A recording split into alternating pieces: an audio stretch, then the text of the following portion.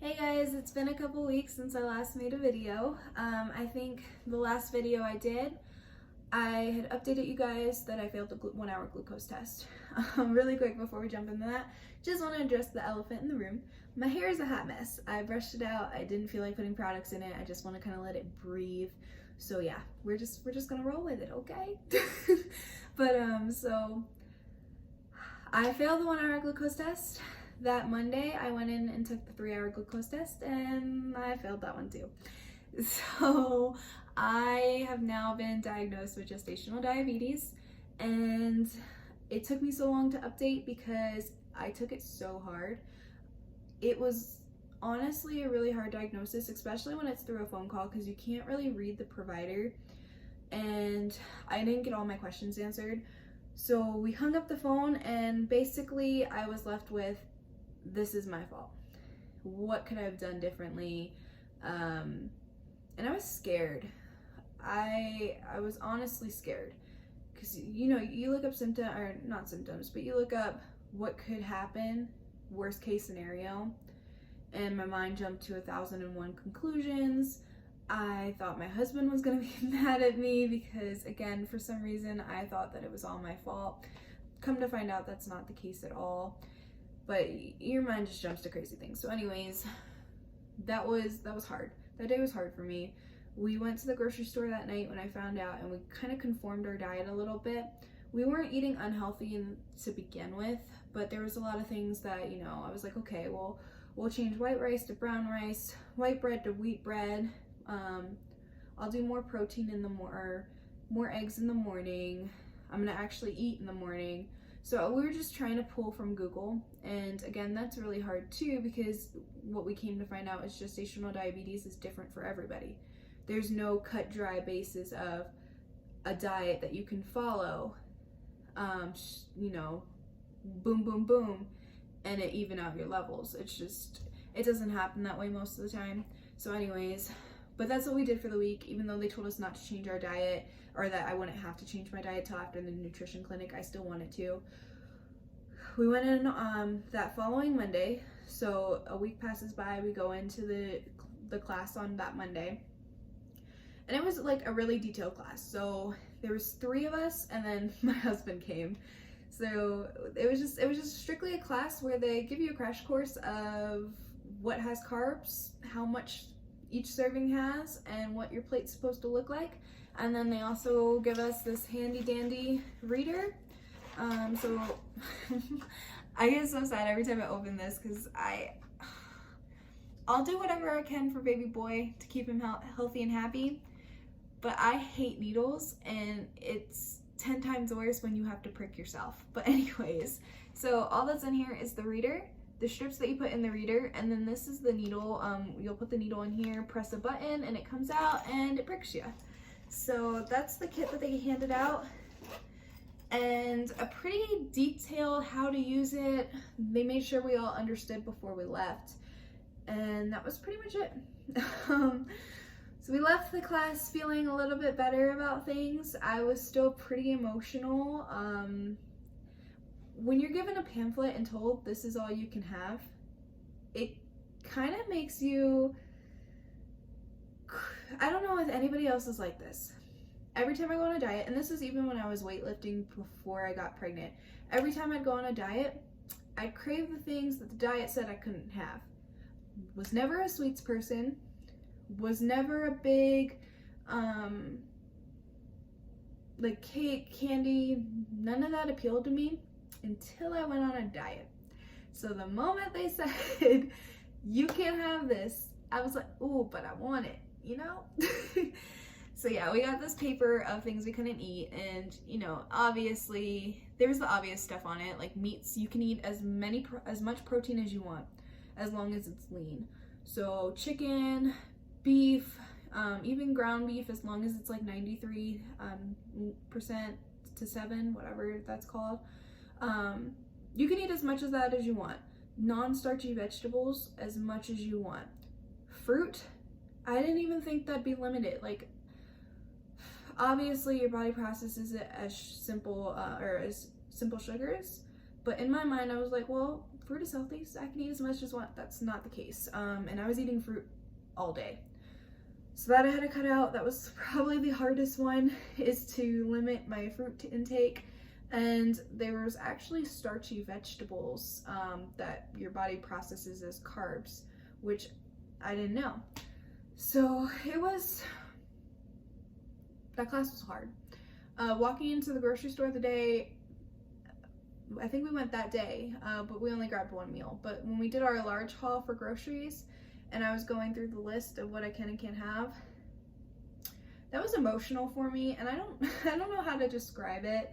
But again, like when you're told you have to be on a diet, and the worst part is this is for health reasons, like this is for my child, so I can't really stray from the diet. Whereas like when I was weightlifting, like I'd have cheat days, and it really felt like I couldn't have those. It was tough. Like in the back of my head, I know I'm doing this for my son, but there's the cookies right there that they said I couldn't have, and now all of a sudden I want them. You know, mind over matter. So we transformed our diet. Thank goodness my husband is the way he is. So he also conformed to the diet as well. Now there's some things that he still drinks soda and stuff. I cut that out before my, when I found out I was pregnant, so that part wasn't hard for me. But my husband still drinks soda, he still has his caffeine, which is fine. But I'm just so grateful that food-wise, he stuck to the diet with me. So it's not like I'm making 2 separate meals, or it's not like I'm seeing my favorite foods in the house and I can't have them. So I'm so grateful for him. But yeah, we totally revamped our kitchen. I have to eat every 2 hours, and I was actually testing more than I should have. So I was taking my sugar right when I woke up, right after breakfast, right after my snack, right after lunch, right after my second snack, and then right after dinner. So I was pricking myself more than I needed to. I only needed to prick myself 4 times, and I think I was doing 6. So it was really nice to know that I could drop the times a day. However, I honestly think that helped me out a lot more, and it really made me stick to the diet for a while, or strictly stick to the diet, shall I say. So the class is on Monday. I'm getting so lost in myself. I'm sorry, pregnancy brain. If you stuck around this long, I'm so grateful. So we went to the nutrition class on Monday, and then I had my one-on-one with a nutritionist that next Monday. So I had a week of kind of learning the ropes of things. And when I went into my nutrition class, they told me my one-on-one, they told me I could up my carbs, because what was happening is the level that you're supposed to be at after meals is anything lower than 125, and I think they don't want to see anything lower than 70. Well, I was in the 70s and 80s. I don't think I had one meal that made me go in the 90s during that week. And it wasn't because I was eating less. I actually want to say I was eating a little bit more during the diet, but I was just eating more of the proteins. And then I stuck with broccoli that week as the vegetable, because that's the only one I knew was safe within levels. So I was eating a ton of broccoli and a ton of protein during like dinners, and then breakfast I was eating more eggs, and then sausage or bacon, and I'd let myself have like half a grapefruit was one thing that I was doing, and then I also did blackberries some days, so like half a cup of blackberries.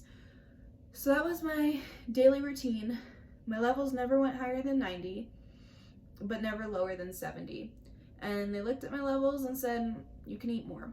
So I ate, I had a couple days between that appointment and my OB appointment. So I'd eat a little bit more, and then that's when my levels started going up a little bit more. And when I say eat a little bit more, I eat more carbs. So I'd have more toast in the morning.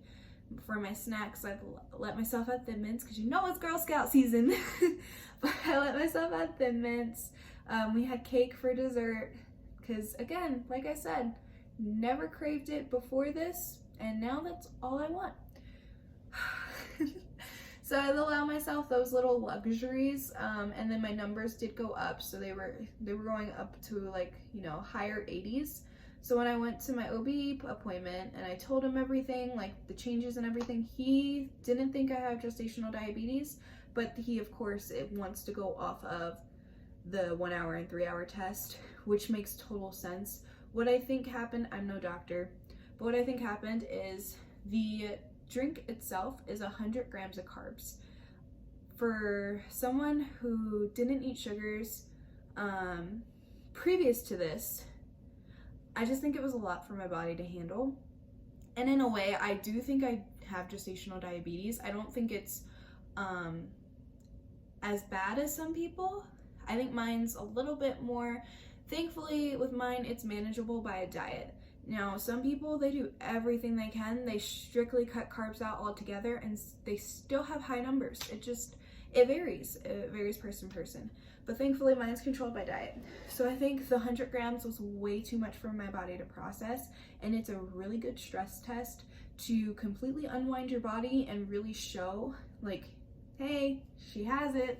Or, you know, if you don't have it, your body's a trooper, girl. But yeah, so I think that's what happened. It was just way too much at one time. But when I spread it out, and then also when you combine like proteins with those carbs, it helps your body regulate more. So I am very thankful that they did indeed catch it, even if it's, you know, in the phase where it's not that bad. I'd still rather eat the diet than, you know, find out later in pregnancy, like, oh crap, your numbers are really, really bad. And that's another thing. I got tested at 26, 27 weeks. Gestational diabetes usually for most people, and again, varies situation by situation, but chances are you're gonna see it get worse towards the end of the pregnancy because that's when your hormones and your placenta are kind of working overtime. So anyways, yeah, that's my little crash course. Pasta makes my numbers go up is what I've learned. So the only time after my OB appointment that I've been in the 100s is the days that we have pasta and bread. So that right there, I can't combine carbs. Or shall I say things with high carbs, I can't combine them.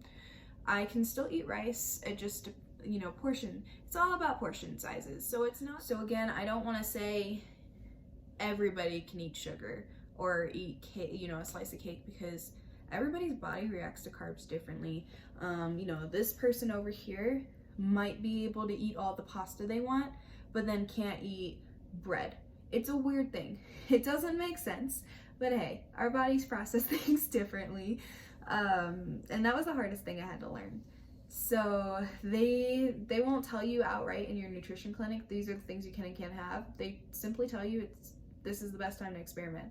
And that's why you have a reader. So if you do go over 125, track what you ate and then see if you can make those portions smaller or if you just have to cut it out of your diet completely. And that's the hardest thing about gestational diabetes, I think. There's no one-way ticket. If you have a headache, you can take, I don't know if this works for everybody because it didn't work for me, but you can take pain pills.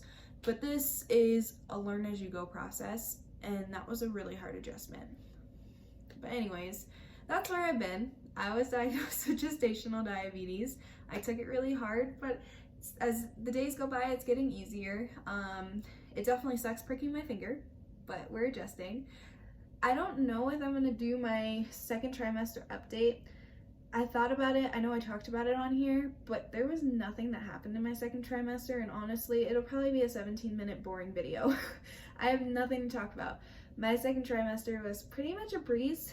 I'm noticing more things in my third trimester, so I think what I'm gonna do is just do a 2-week update. So I'll do another update as far as how 28 to 30 weeks went, and then we'll just go from there. And all the exciting stuff happens in the third trimester, so stay tuned for that. But thank you so much for listening.